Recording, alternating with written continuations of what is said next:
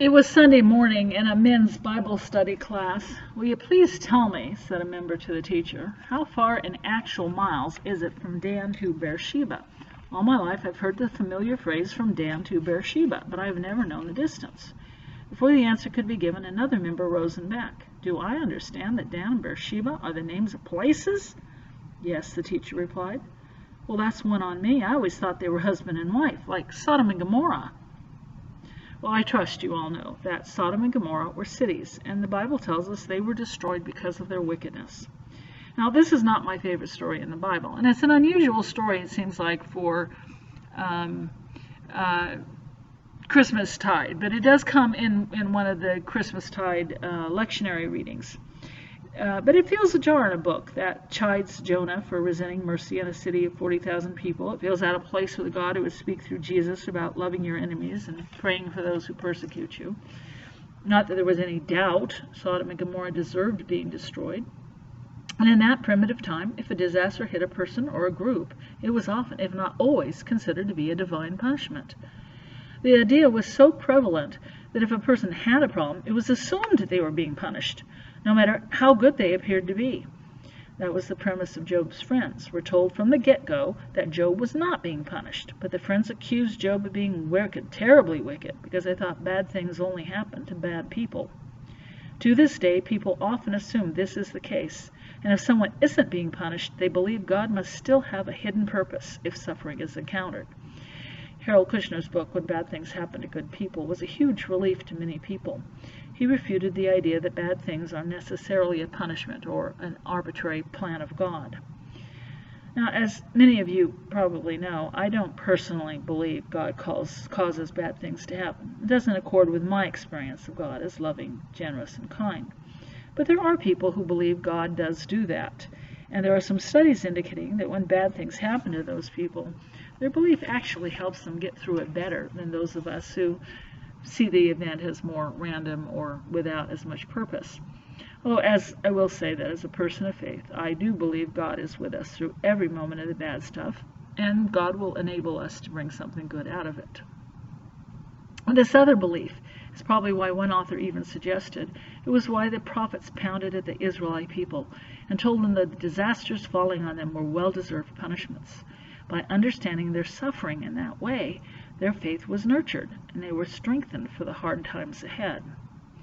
The fact is that none of us know the mind of God. We've caught glimpses, but we are finite, and God is infinite. There is far more to God than we can possibly understand. Chances are excellent that few, if any of us, are completely right or completely wrong. So I don't say my ideas are the only right ones, that's for sure. And I acknowledge that in the past nearly 2 years, I have admitted something constantly in my prayers. God, I don't believe this is a punishment, but I know we humans deserve nothing less. We've not taken care of each other nearly enough. We've been mean and small of mind and spirit. We've often sought to hurt each other. We've been careless with the beautiful resources of this planet. I know we deserve what's happened. So I'm asking for help, not out of our merit, but out of our need. Scientists tell us that this will stop being such a disaster. We've passed the point where we might have stopped it altogether, and it's due to human interaction and behavior, but it will become endemic, the way flu is. We'll adjust. Hopefully we'll learn enough to help in what they say will be the next pandemic. This is not a Sodom and Gomorrah scene. Nonetheless, like Lot's wife, it's hard not to turn around and look back on the past 2 years to what happened since we first heard the word COVID. Lot's wife was told not to look. Because she did, she was turned to a pillar of salt. Some scholars say the story was intended to explain some weird geological formations in the region. I think it has more meaning than that. Some people say she was turned to salt because she regretted leading the licentious life in the city.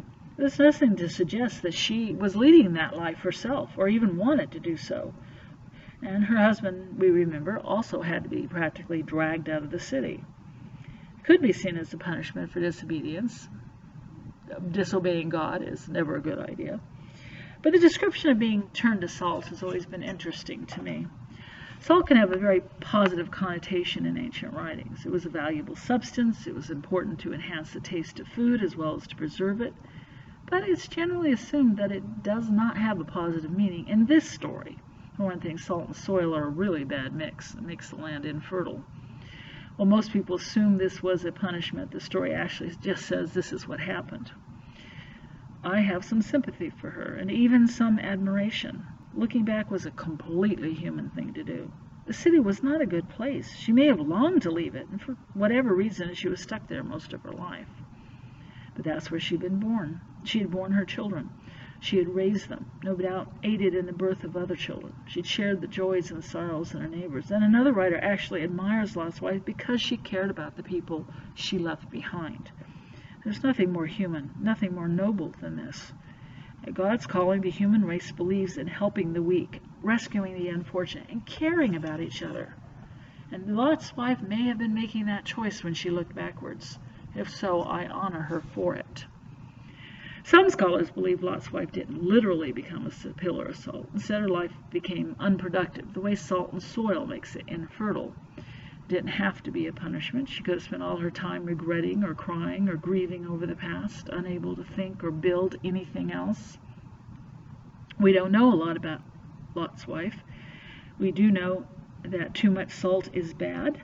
It can give us high blood pressure. It can make food inedible. It can make land infertile. If we do nothing but cry salty tears, our eyes become swollen and we are unable to function. But we do need some salt. As a member of our church and my mother could both testify, because they ended up in hospital for several days because of low sodium, low salt in their systems. So we need to look back enough to learn, to understand, and to gain wisdom. We do learn from history if we choose to learn.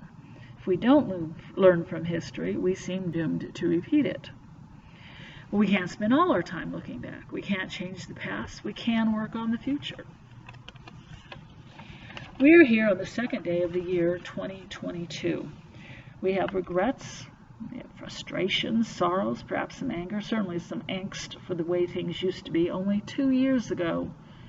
Of those and other feelings that we have in looking back, we will be wise to leave behind what will hinder our progress. But we need to bring along what will help us in the future. In other words, we need to be properly seasoned, neither too much nor too little salt. We now look to the future, and I would say, Happy New Year. Amen.